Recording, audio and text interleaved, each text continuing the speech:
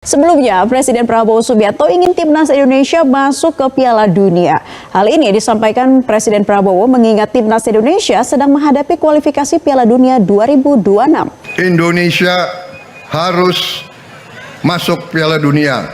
Itu tekad kita.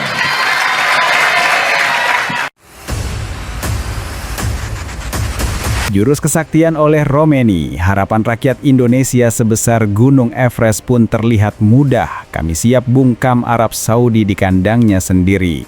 Yakin mental baja Indonesia akan membuat tuan rumah menangis? Lihat strategi tekad berjuang kami sebelum mereka menyesal. Patrick Kluivert tertawa di atas penderitaan lawan. Winger tajam Emiliano Jonathan baru saja cetak sejarah Eredivisie, sinyal kematian bagi pertahanan Arab Saudi dan Irak. Merasa terancam? Itu belum seberapa. Simak bukti kekuatan baru kami yang tak terbendung. Blunder terbesar pelatih Irak. Dengan sukarela beri hadiah untuk Indonesia, gelandang 15 miliar rupiah timnas Irak dibuang. Biar mereka saja yang ribut internal. Apa kita perlu berterima kasih atas kebaikan lawan yang terlalu percaya diri? Cek segera kelemahan fatal yang kita incar. Menghindari gangguan receh gurun pasir, Indonesia tak sudi tidur di kandang lawan. Pilih isolasi di Hotel Bintang 7 sejauh 40 km dari stadion. Kami tak takut, tuan rumah terlalu lemah untuk mengganggu mental juara kami. Bongkar alasan mengapa lawan tak pantas dekati kami. Resmi, tiket laga Arab Saudi versus Indonesia terjual habis. Suara puluhan ribu teror supporter Arab Saudi hanya akan jadi pembakar semangat kami. Tiket luris pun tak akan bisa menyelamatkan tuan rumah dari kekalahan. Berapa kali mereka harus menjerit frustasi malam nanti? Lihat aksi nyata kami membungkam seluruh stadion. Waktunya lawan tunduk. Skuad Indonesia kini sempurna 100%. Hubner dan Zylstra mendarat. Sandy Walsh, Shane, Ragnar, Emiliano, Vergunk, dan Kevin Dix sudah di Saudi. Irak dan Arab Saudi, siapkan mental kalian untuk dilindas. Apa kalian pikir kedatangan mereka hanya isapan jempol? Tonton bukti nyata malam ini. Sebelum kita lanjut ke berita lengkapnya, jangan lupa tekan tombol subscribe, like, dan notifikasi channel Bolcast agar kalian gak ketinggalan berita terbarunya.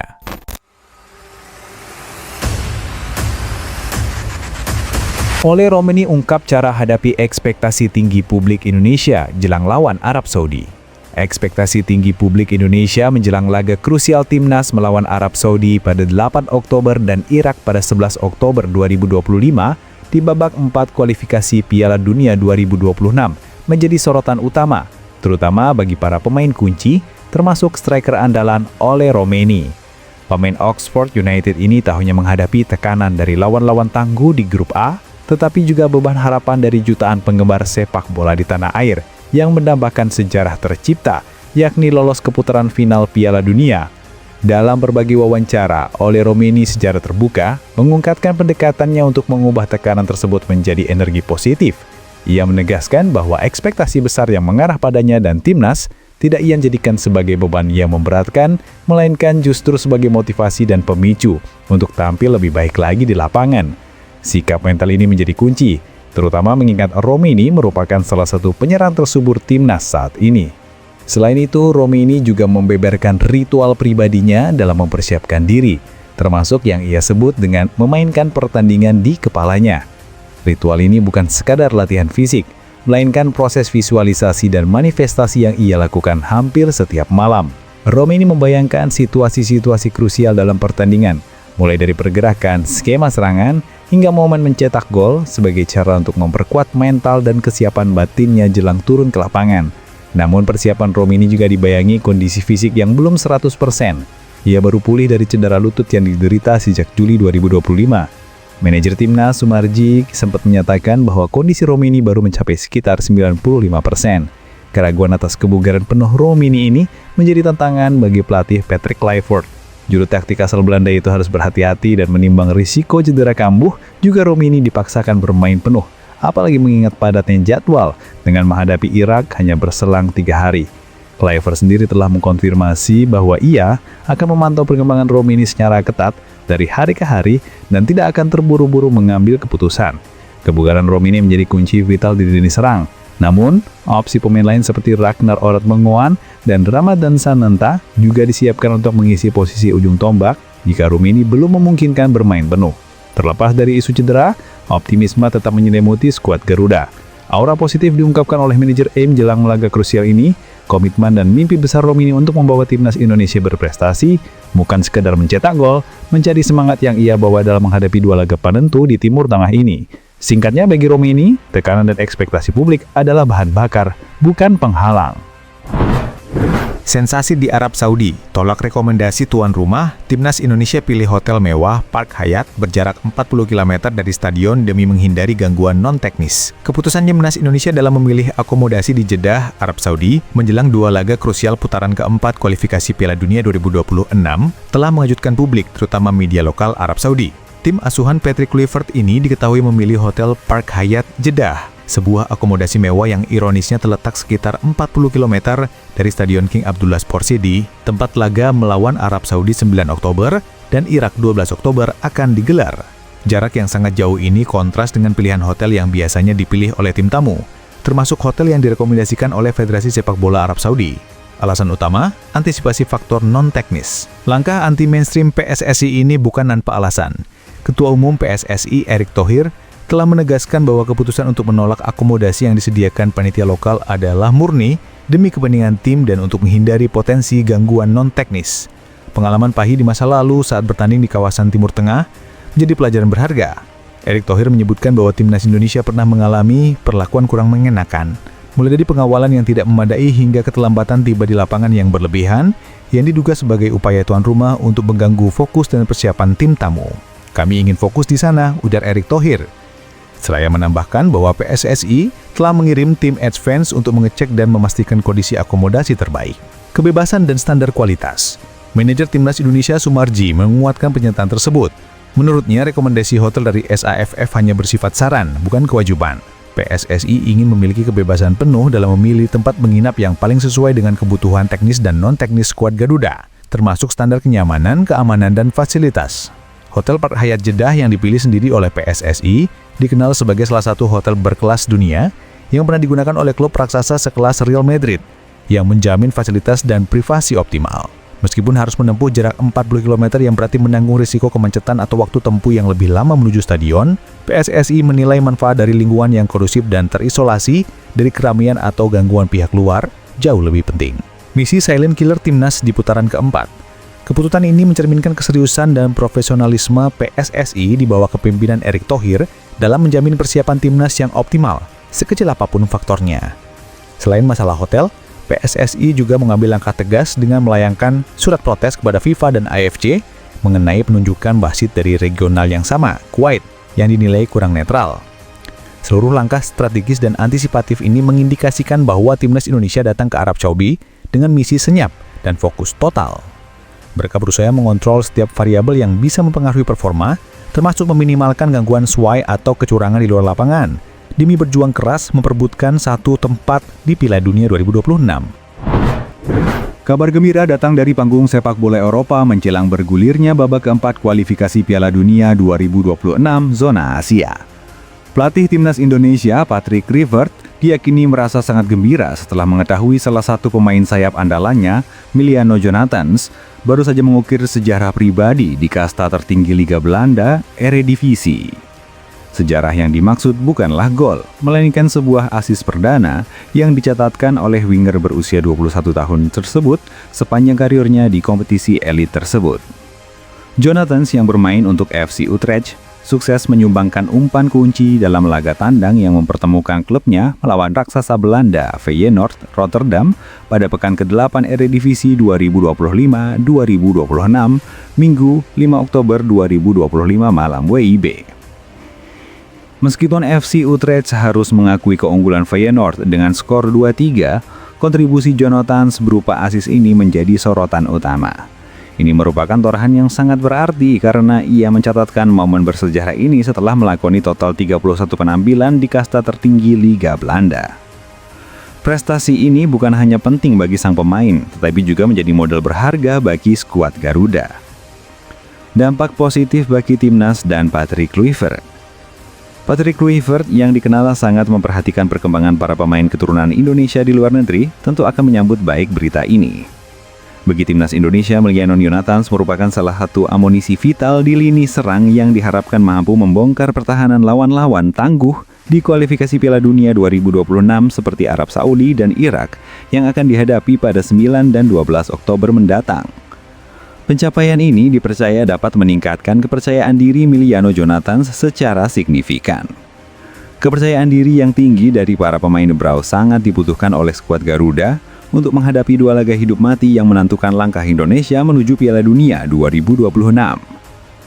Asis di Eredivisie ini menjadi bukti nyata bahwa Jonathans berada dalam kondisi performa terbaik, baik secara fisik maupun mental, tepat menjelang pemusatan latihan dan pertandingan krusial bersama timnas. Peran winger seperti Jonathans akan sangat vital dalam strategi Kluivert untuk menciptakan peluang dan mengacak-ngacak pertahanan lawan. Dengan catatan positif ini, harapannya Emiliano Jonathans bisa membawa ketajamannya dari kompetisi Eropa langsung ke lapangan hijau timnas Indonesia. Kabar ini menambah daftar kabar baik pemain abroad timnas, sejalan dengan pemain lain seperti Mauro Zylstra yang juga baru mencetak gol, menjadi indikasi bahwa generasi emas pemain diaspora Indonesia semakin matang dan siap menghadapi tantangan terbesar di level Asia. Blunder pelatih Irak. Keputusan kontroversial tepikan gelandang kunci senilai 15 miliar rupiah tuai kritik internal. Kans tipis untuk timnas Indonesia di Jeddah. Timnas Irak sedang bersiap menghadapi putaran keempat kualifikasi Piala Dunia 2026 zona Asia di Grup B, melawan timnas Indonesia dan tuan rumah Arab Saudi. Namun di tengah persiapan krusial ini, pelatih Irak, Graham Arnold, justru menghadapi gelombang kritik atas keputusan kontroversialnya terkait pemilihan skuad. Gejolak internal ini secara tidak langsung dapat menjadi angin segar bagi timnas Indonesia yang bertekad mencuri poin di Jeddah. Sosok Amjad Atwan, pemain kunci yang tereliminasi. Pemicu utama kritik datang dari tidak dipanggilnya gelandang berpengalaman Amjad Atwan. Pemain berusia 28 tahun ini yang memiliki market value diperkirakan mencapai sekitar 15 miliar rupiah berdasarkan sumber data market transfer, dikenal sebagai pilar penting di lini tengah singa Mesopotamia. Atwan telah mencatatkan 43 penampilan bersama Irak dengan kontribusi 7 gol dan 3 assist. Atwan dianggap sebagai gelandang sentral yang memiliki daya jelajah tinggi, kuat dalam duel, dan mampu menjadi jembatan penghubung yang vital antara lini belakang dan depan. Keputusan pelatih Arnold untuk menepikan Atwan, yang dikenal sering menjadi starter, memunculkan pertanyaan besar mengenai strategi dan prioritas pelatih asal Australia tersebut menjelang turnamen yang sangat menentukan. Kritik dan kekhawatiran internal. Langkah Arnold ini memicu respons negatif dari berbagai pihak, mulai dari media, pakar sepak bola lokal hingga sebagian penggemar. Mereka menilai penepisan pemain sekaliber Atwan adalah blunder taktis yang dapat melemahkan kedalaman dan kualitas lini tengah Irak. Kritik ini semakin menajam mengingat Irak juga sedang dihantam ketidakpastian kondisi bomber utama mereka, Ayman Hossein, yang terancam absen karena cedera robek otot paha belakang. Dengan absennya satu pilar di lini tengah Atwan dan terancamnya pilar di lini depan Hussein, keseimbangan dan kekuatan utama Irak jelas terganggu. Tekanan pemerintah Irak dan pembatasan kritik.